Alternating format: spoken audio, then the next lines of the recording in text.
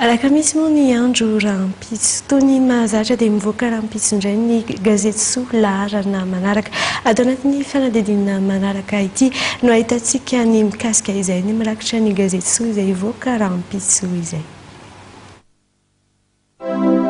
Dimy taona izao no niarako taminao, di fangaty fampitantana tsy ny fandao,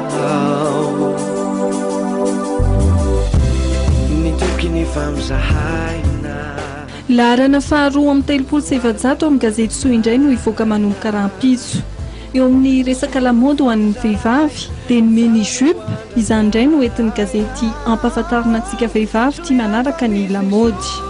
Amin'ireo lohahevitra maro samihafa dia misy ny fanontaniana apetraky ny gazety hoe inona no mitranga rehefa matory aloha isika. Vaovao maro isan-karazany kosa no entin'ny gazety Soa amintsika avy any ivelany any. Ampahafantariny amintsika ary fa any Nigeria no hisy ny TGV voalohany aty Afrika andrefana.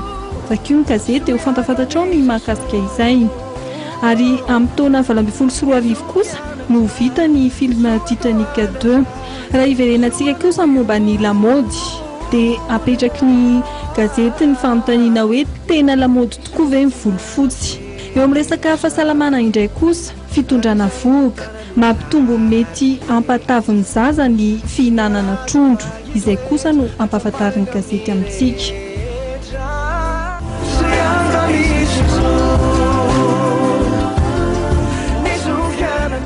Aza donona raha ny maka ny anjara gazetinao dia nirapitso amin'ireo mpivarotra mahazatra anao.